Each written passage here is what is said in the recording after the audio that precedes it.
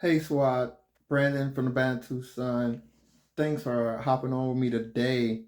I'm in the news as per usual, and I saw a crazy story come out of Chicago of Black Hebrew Israelites, whatever that means. But the Black Hebrew Israelites, a bunch of, for lack of better phrasing, let's just say these are African Americans, which closely identify themselves as one of the tribes of Israel. They have a Jewish affiliation and they're supporters of Israel. And supposedly, these members of the Black Hebrew Israelites got into contention or a violent altercation with pro Palestinian protesters, and I just thought that was really interesting. I'm all about finding your tribe, no pun intended.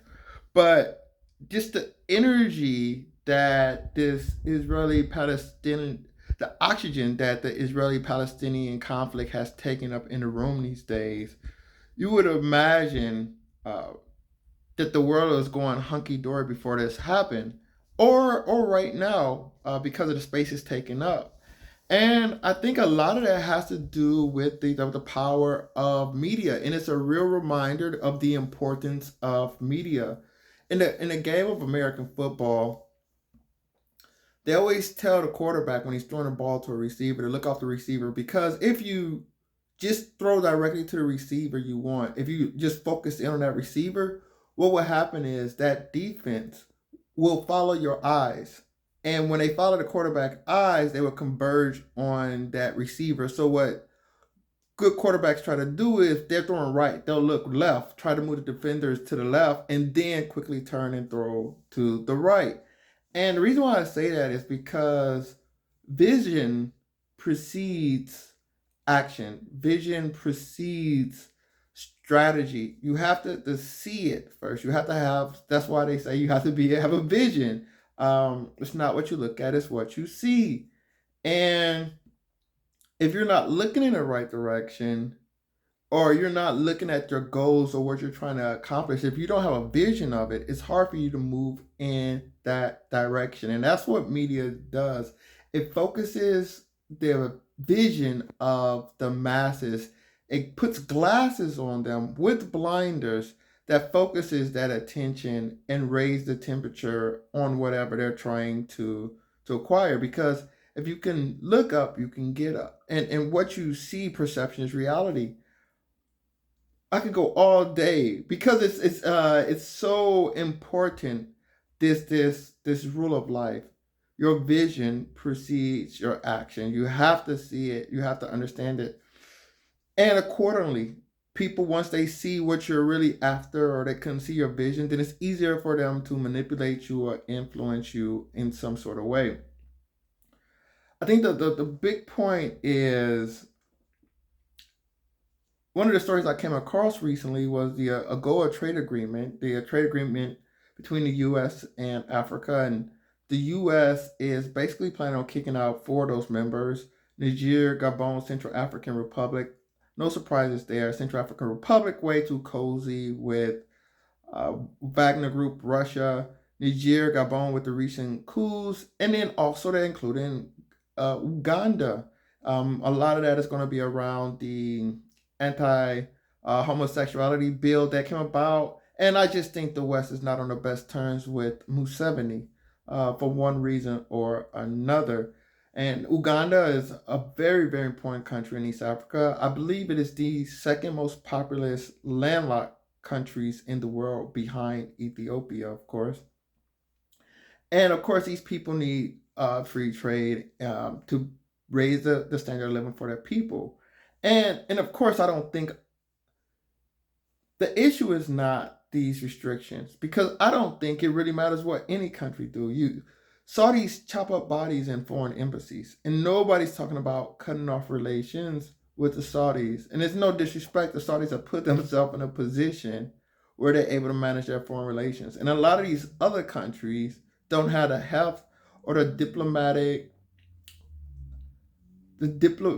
adroitness to be able to make bold decisions in one way or another. And if they go left, i.e., these coups, they can find themselves in deep hot water with no way out. I've seen more protests, especially from the African diaspora, I suppose, in relationship to this Israel Palestine situation than I have on the serious issues that are facing the wider diasporan world. And top of the list, Sudan, West Darfur, genocide, mass burials, the bombing of Khartoum, Haiti. The situation with Haiti has still not been resolved yet. Haiti is pretty much lawless with no assistance. It seems like coming from the DR on the other side. I don't know. I don't want to say the DR relishes in Haitian chaos, but they're apathetic towards it at minimum, based off some of the press releases I've seen. So I have to challenge myself, ask myself, am I doing enough to bring visibility to these situations? Because I wonder, where is the support? Where is the outrage for these outrageous instances in the world? It's not a knock on anyone outside of myself and maybe part of my greater community. On how do we bring visibility and energy to try to stop some of these issues? Another one will have to be, of course, Islamic militants operating throughout the Sahel, all the way down to Mozambique on the Indian Ocean. The Kivu situation in the Congo is still insane. There's just so much going on right now, and that's not even talking about just the inner city violence. Like it's amazes me. There's riots from African Americans fighting Palestinian protesters, considering the conditions of some of the inner cities in America. So we can have these inner cities borderline operated in the most nefarious, vile way, with crime running rapid, lack of services, etc.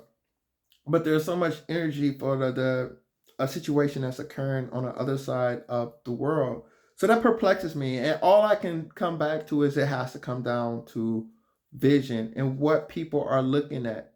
Um, and because that's really important, because you have to look at things that's going to serve you best, and the more you're able to do that and secure the things that serve you best, the more empowered you'll be as an individual. So it was just a little rant. Love to hear your thoughts on it. Do you think I'm blowing this out of context, or the math ain't mathing? But I'd love to hear your thoughts and comment below. I'll talk soon. Until next time, take care. Bantu up.